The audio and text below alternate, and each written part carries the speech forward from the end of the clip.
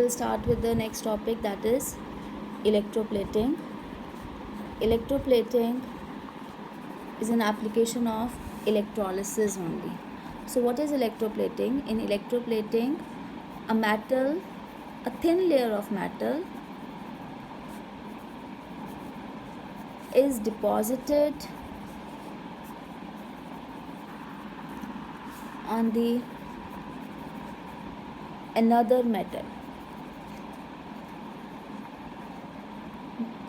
It is mainly a less reactive metal. Mainly what happens, a less reactive metal is being deposited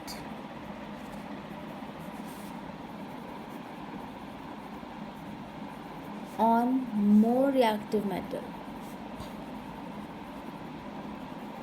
Usually less reactive metal is being deposited on more reactive metal by passing electric current.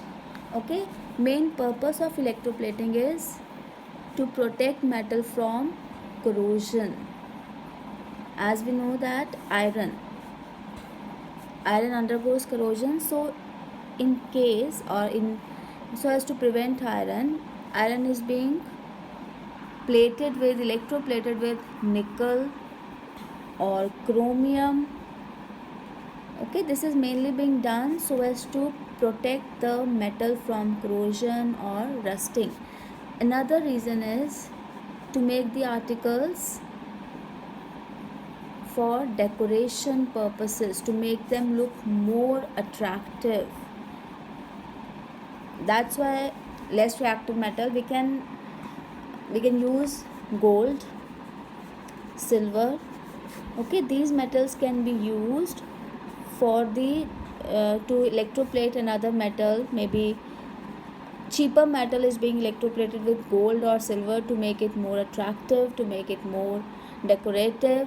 Okay, so that is the electroplating. Electroplating has some conditions.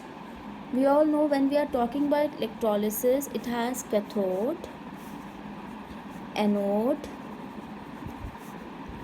and electrolyte. Cathode is always taken as metal on which electroplating is to be done. And anode is a metal which is electroplated, okay, which is used to layer up another metal, that is being used as anode. And cathode is the metal on which electroplating is being done. Electrolyte, when we are talking about electrolyte, it always contains the ions which is to be electroplated. For example, we are doing electroplating of copper, so which solution will be taking? Copper sulfate, because it contains copper ions. If we are using nickel, electroplating of nickel is to be done, we'll use nickel sulfate.